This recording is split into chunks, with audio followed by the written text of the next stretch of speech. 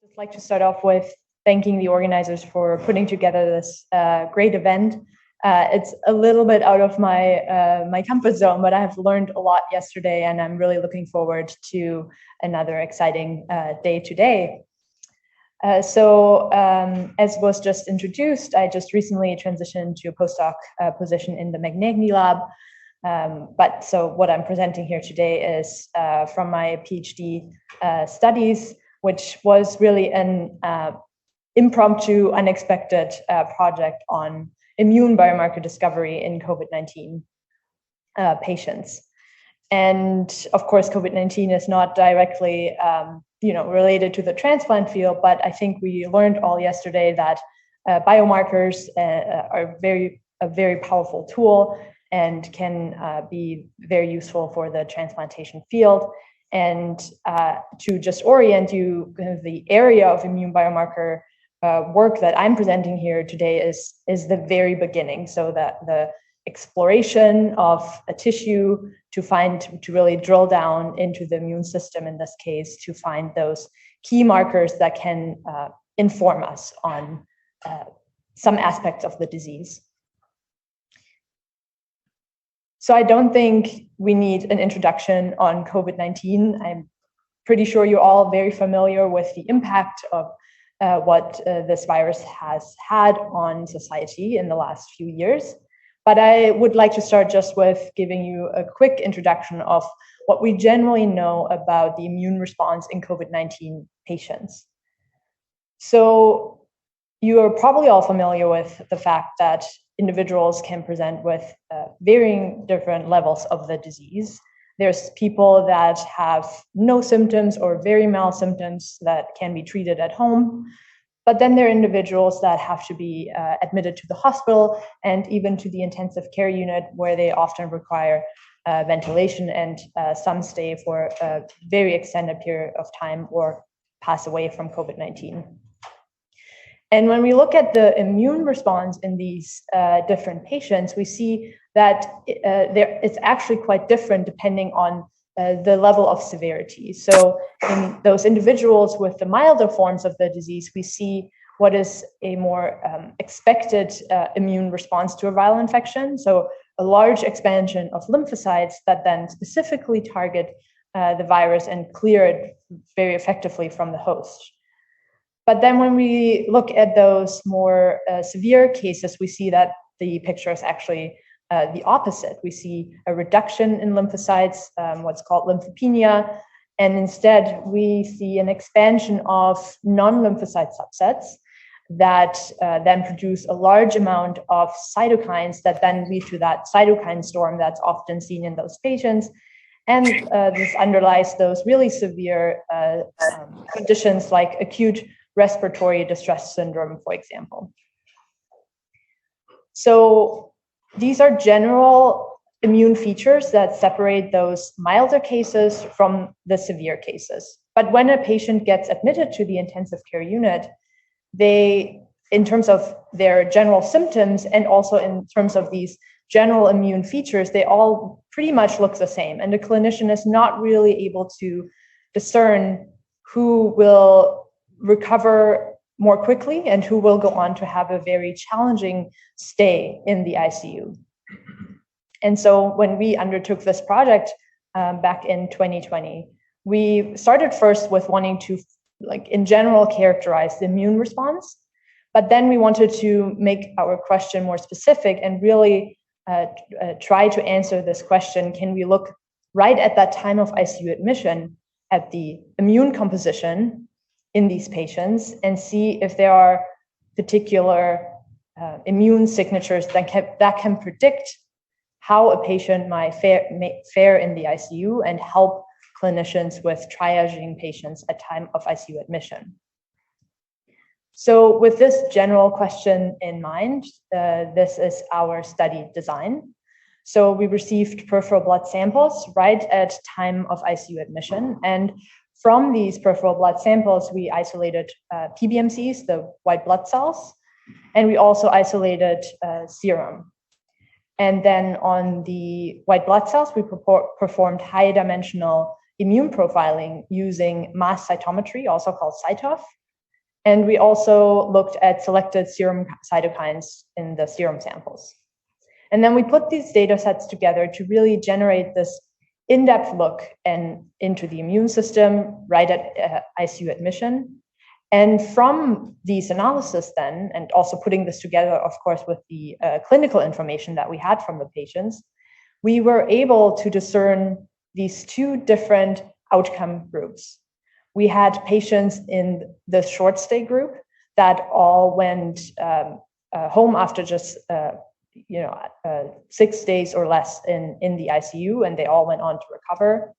And then we had patients in the long stay diet group. So these are patients that stayed in the ICU for an extended period of time and or passed away from COVID-19.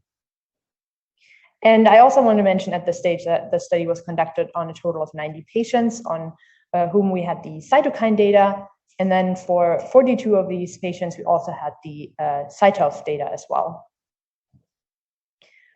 Before I actually go into the depth of the immune analysis that allowed us to decipher these two different outcome groups, I just wanted to briefly touch on the just general clinical measurements that are taken from each patient that is admitted. And we were not able to find any differences between our two different outcome groups when just looking at these general features. So for example, age or body mass index didn't help us with deciphering disease outcome. But our first really interesting finding came from looking at serum cytokines. And here I'm showing particularly serum IL-10, because this was one of our most interesting findings. And while IL-10 is actually an anti-inflammatory cytokine, it was particularly elevated in the long stay diet group compared to the short stay group. And here you can see it also plotted against length of ICU stay, and you can really start to see the difference between the two different groups. And again, this is just to remind you that this was on a total of 90 patients.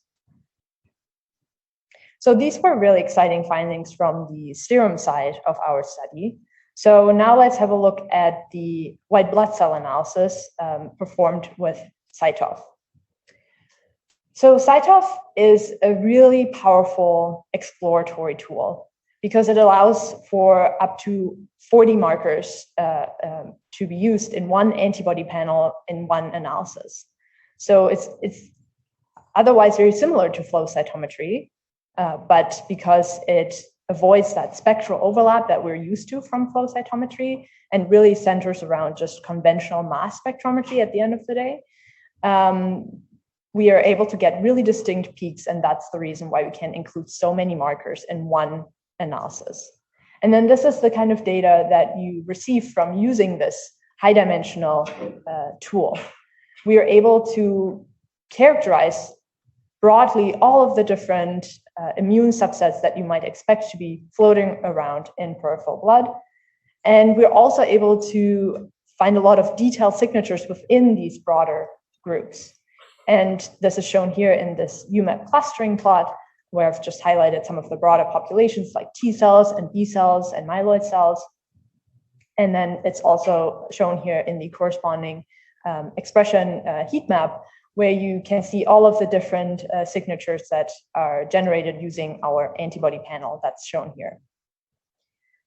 And then in the middle is just shown the proportions identified in our 3 different groups. So we had the 2 outcome groups, and then we also, of course, had healthy controls.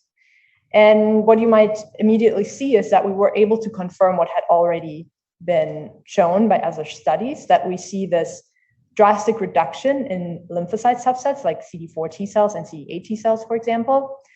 And instead, we see an expansion of the myeloid compartment, particularly shown here with the expansion of monocytes, the yellow bar. And that's actually in both outcome groups, and this is compared to the healthy controls. But when we actually quantified all of these different broader signatures, broader populations, we were not able to find distinguishing features in these broad populations between our 2 different outcome groups. So this prompted us then to dig a little deeper into our data set. And we do this by just manually gating on our cells of interest. We did this, of course, for all of the broader groups I've just described, but I'm showing here the one group that was of particular interest, which is the myeloid compartment. So we first gate out the T cells and the B cells by just gating on CD3 negative and CD19 negative cells. And then we just gate on the myeloid compartment that we're interested in. And you can see here, by reclustering just those cells, we're now really able to zoom into just this one population and reveal a lot of different subsets. And really digging deep into just this particular subset and looking at these signatures, we were able to identify one particular myeloid subset, and that we were able to characterize at the end just with 3 markers. This is a classical monocyte subset characterized by a high expression of CD14 and a negative expression of CD16. And then on top of this, we were able to show that this classical monocyte subset of interest that was actually expanded in the long-stay diet group had a low expression of CD11C. And so we took this really high dimensional data set and distilled it down to just 3 markers that are actually well established also for flow cytometry and are used all the time that distinguish the long stay diet patients from the short stay patients.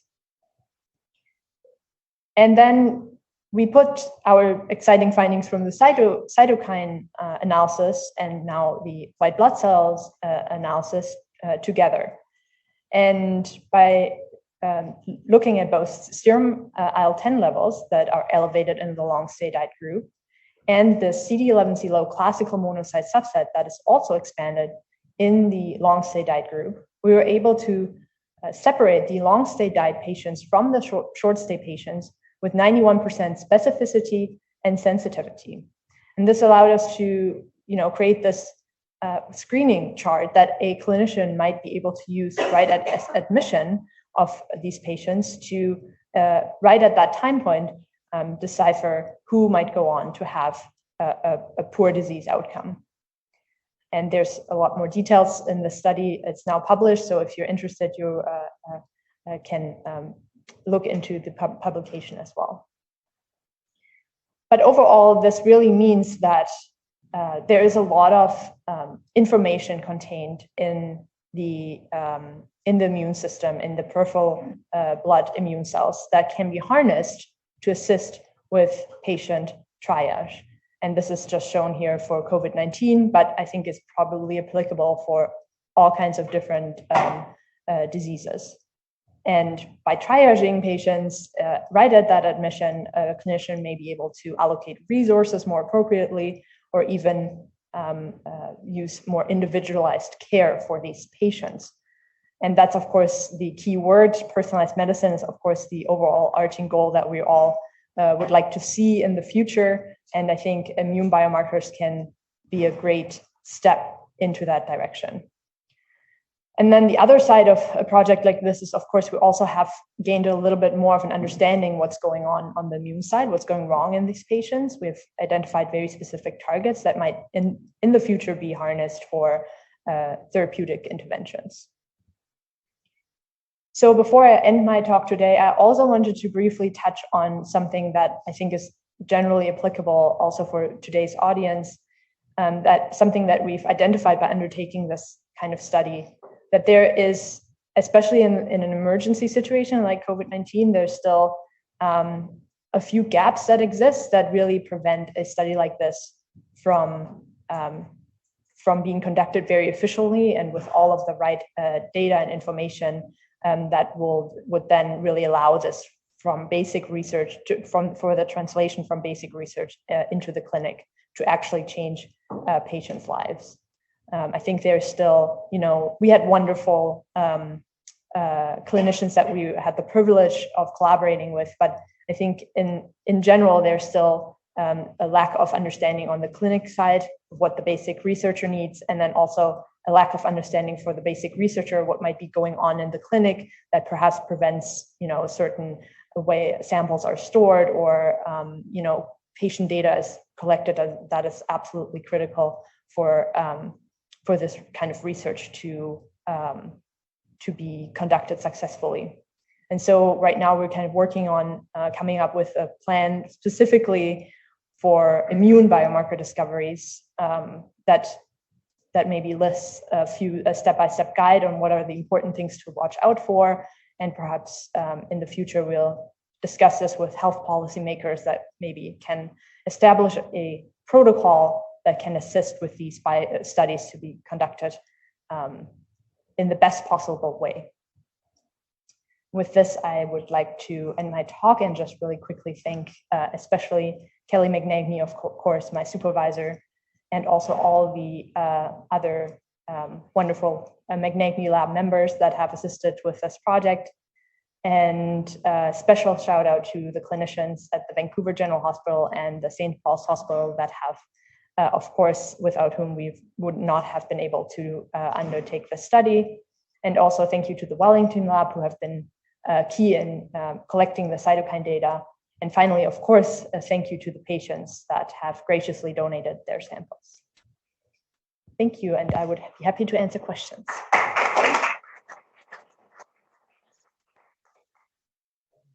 Thank you for a great talk. Are there any questions from the audience?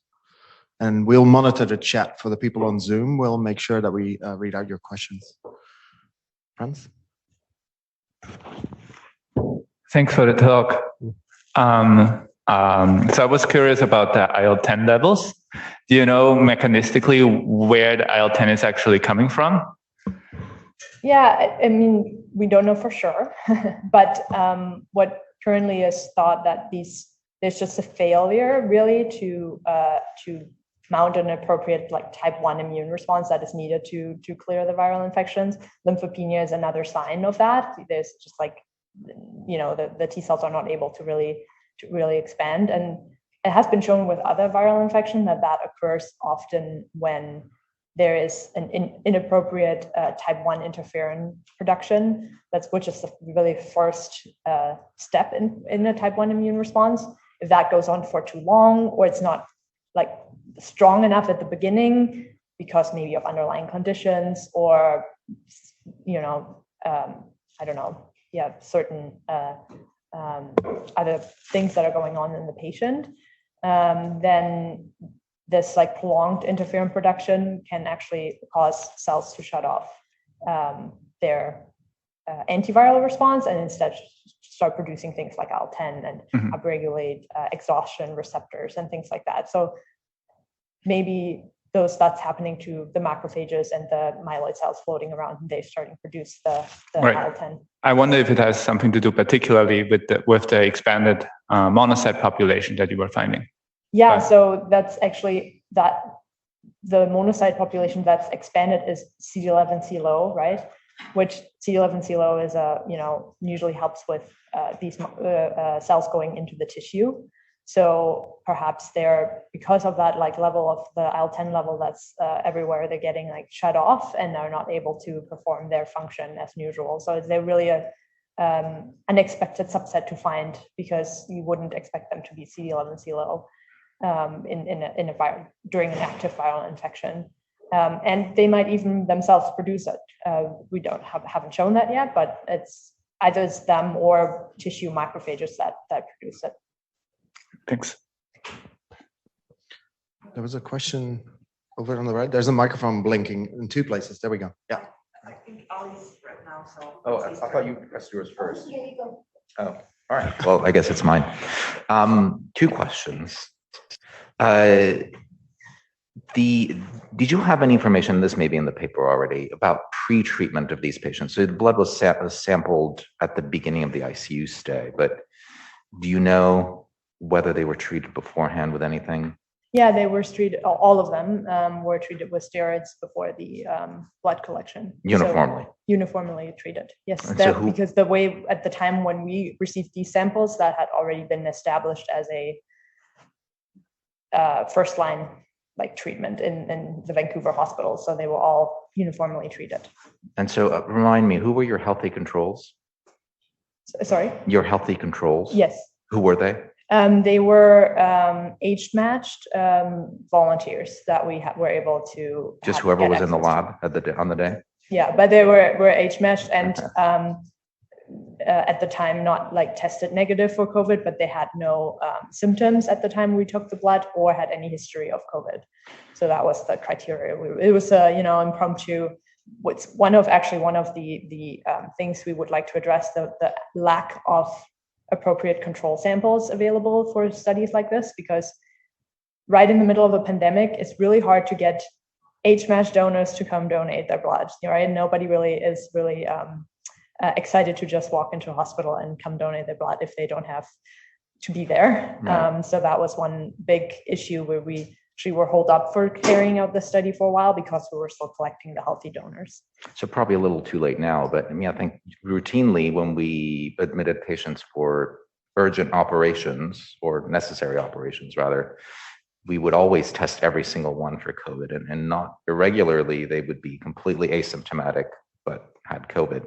You didn't have access to those kinds of patients. Can you You didn't have any access to those kinds of patients then? Yeah, no, not at the time when we did this study. Yeah, this was very early on where like things were still being set up and testing wasn't readily available. Now it would be a different story, but and of course this was also pre any vaccination.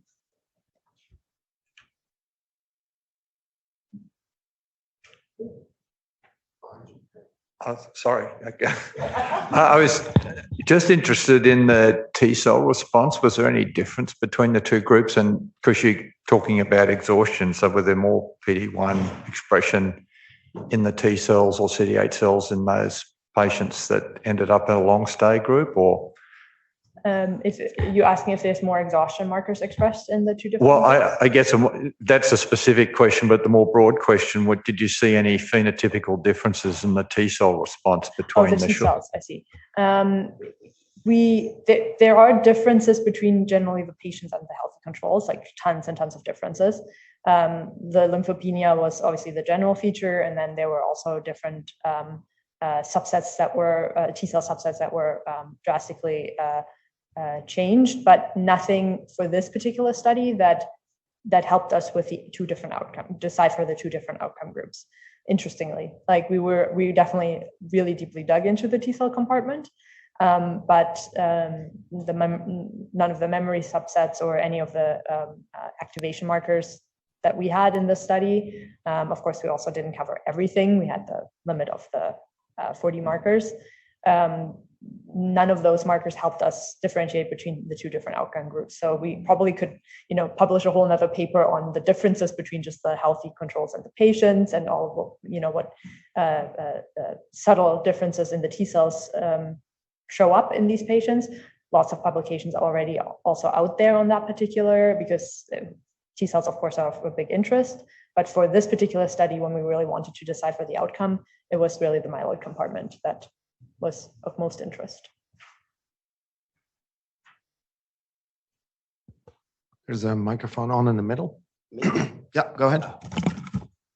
It's a nice talk. I will talk from my experience. Before, I was using a telomerase knockout cell lines that provokes also pro-inflammatory reactions and behaves like aging cell and something like that. I was trying to find out the mechanism, and I saw that transcription factor NF-kappa B was hanging on to the promoter for so long period of time. In a normal patient, say asymptomatic patients, transcription factor bind to the promoter, and within 20-30 minutes it releases and binds again, it releases. But in case of highly inflammatory COVID-19, that is not NF-kappa B, maybe some interferon regulatory factor, right? IRF7 or IRF3, maybe hanging on to the promoter for so long period of time. They are not. That is one mechanistic fault. Another one is macrophage reprogramming. That we have two different kinds of macrophages, pro-inflammatory macrophages and anti-inflammatory macrophages, M1, M2 type. Yeah, as an immunologist, we don't like the M1, M2, but yeah, go ahead. And TRIB1 protein that mediates that thing. They reprogram the macrophages. So person to person, that is different. I experienced the same thing of COVID-19 infection in my family. My son did not even know that he had COVID-19. Another son did not get it. She was living with us. I got it, no symptom, but my wife had a severe one. So these are the kind of marker that will not be easy because those are intracellular proteins, not like surface protein, like immune marker or something like that. That is the area we are going to discriminate the difference between pro-inflammatory and modestly inflammatory conditions. Thank you. Okay, it's really interesting. Okay, are there any other questions? I think if no microphones were on yet, then there's no questions from the chat. We'll thank Dr. Messing again for a great talk and move on to the next speaker.